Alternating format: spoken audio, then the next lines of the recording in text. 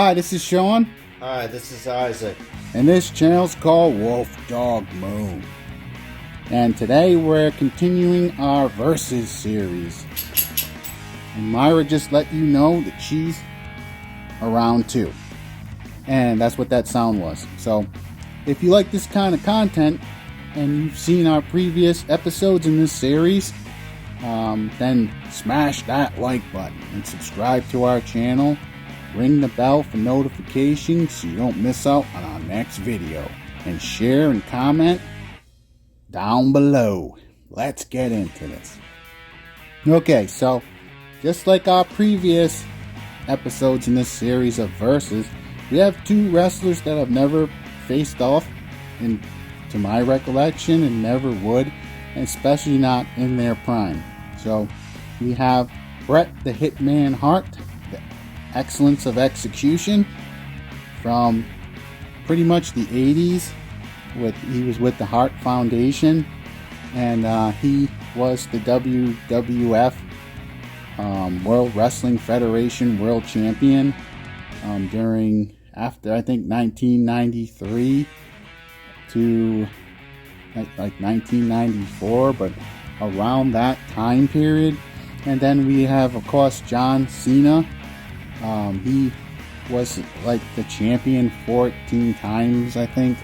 I lost count on how many times he was the champion, and he was the more modern champion after kind of like the end of the Attitude Era, where they moved on from characters such as Triple H and Batista, and then you had this Cena era, which he was the champion many times, but that means like 14 times, but that means he lost the title 14 times.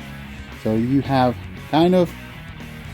so both these guys, and this is my opinion, and remember, you can comment down below. Just maybe try to keep it, friendly, because this is just a thought experiment of these two wrestlers battling it out, and how we would book the match, and how the finish would go of these two wrestlers. And so, getting back to the John Cena character, these two characters were similar when they were leading the promotion, in the sense that it felt like a holding pattern, in a sense, where this was the guy that they went with, but it never got to the levels of other previous champions, such as Hulk Hogan or even Stone Cold Steve Austin. They kind of held the title and held the promotion top spot. Not always the best wrestling, or the most in terms of like the best era. When they were carrying the torch. And so, with all that aside, you have the way that, and Isaac, you can chime in at any time if you want. So, with all that as a backdrop, you have two wrestlers you have Bret Hart, he's the excellence of execution in terms of technical wrestling. He has a finisher called the sharpshooter, which is a devastatingly painful move. He also comes from the Stu Hart wrestling training, which is it was known as the dungeon, when wrestlers went there to learn how to become wrestlers. This guy Stu Hart, he brutalized his own children and people like Davey Boy Smith, and he turned them into these excellent wrestlers. But it was like going through some hellish warrior dungeon training. Like, he put them through hell. And so you end up with this wrestler in Bret Hart, who he's primarily a heel, but when he had the title, he was a face. And then you have this John Cena. He's kind of like, I see him as the prototype. He's this prototype character. He's kind of goofy and weird. he's got this thuggish kind of quality to him, slash American hero, but not really. So he doesn't have any particular fighting style in terms of background. He's just the brawler. He doesn't, for example, come from the Stu Hart lineage and stuff. So the way I would book this match, and like I said, Isaac, you can jump in at any point. You want to jump in now or before I get to... Well... How do you see these two guys? Am I talking about the wrestlers or... You can say whatever you want. Well, I can tell you how I would book this match, and then you can let me know what you think. You want to do it that way? Alright, let me get into how I'd book this match. And remember, you can comment down below, and let's get a discussion going, because that's what this is all about. It's just a thought experiment. These two guys aren't going to face off, but this is how I would book the match if in their prime, all things being equal, how I would book this. So, what I would do is, both these guys kind of start off respecting each other. They're both faces, even though I think both of these guys, they have a heel side to them. And even John Cena, when he was the 14th-time champion, he would run down the other wrestlers, in a sense, in promos, and he had a heelish quality to him. That's a lot of reason why he got the Cena sucks, let's go Cena chant, because he had a heelish quality, a braggadocious but sort of abrasive quality to him as a face. So he wasn't, sometimes, a lot of times, he didn't come across as if he respected his opponent. And overall, that hurt the business, but that's an aside for another time. In this particular match, how I would book the match, they start off as faces, and they're brawling, they're fighting. It's obvious that Bret Hart is more technically proficient, and he's got the technical skill over Cena, but Cena has this cocky, braggadocious brawler style, and he's hanging in there. And so he is able to get the AA, the attitude adjustment, on Bret Hart, and Bret Hart is in pain and all this stuff. And over the course of the match, because Bret Hart is so much technically better, I think he transforms into a heel during the match. And you, in a sense, where Owen Hart, Bret Hart's brother, or somebody like Jim the Anvil Neidhart, slides in, and when the referee's distracted or something, and gets Cena off of Bret Hart. Or you can have Bret Hart get to the ropes, and they have to break the hold on, for the attitude adjustment. And then later in the match, Bret Hart gets the sharpshooter on Cena, and it could go two ways. Either, I don't think they would ever have had Cena tap out, and I don't know if he's ever tapped out. They protect him so much to the point where it got really old really fast. So, but I don't think he wins the match. So, despite all the push over all the years, for example, that they did on Cena, they protected him so much. I still don't think he goes over in this match, and should. But at the end of the match, I do believe that how I would book it is that Bret Hart walks away as a heel. But he puts the sharpshooter on Cena, and Cena passes out and loses that way because he's unconscious. That's how I would do this finish.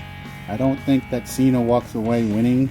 And so, if you understand the wrestling business and you understand like the different eras and how they would have been treated, I think you do have two similar guys, in the sense that Cena was I always felt he's like a holding pattern. They didn't want to put another guy in his spot, and every time they did, they would go back to Cena because they would give up too quickly, because Cena was always waiting in the wings, and his character had a way of running down the other wrestlers. So in the wrestling business, both guys should walk away strong, and that's one of the things they got wrong with the Cena era. He would squash essentially the other wrestler in a sense, because he always had to come out looking better, but looking better so much more than the other wrestler hurts the whole card and hurts everybody else on the roster. And so how I would book this finish is how I said: you have Bret Hart go over, and he's the excellence of execution. And like I said, with his lineage, he comes from the Stu Hart dungeon, and he ends up victorious in the match.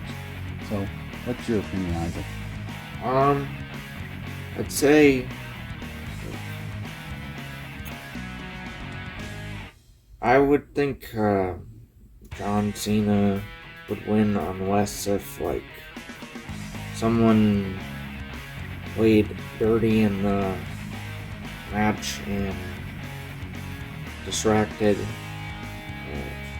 Cena or something, because of how much he would just kick out of any move, and not shown to not be affected by most of the moves the wrestlers do to him. So say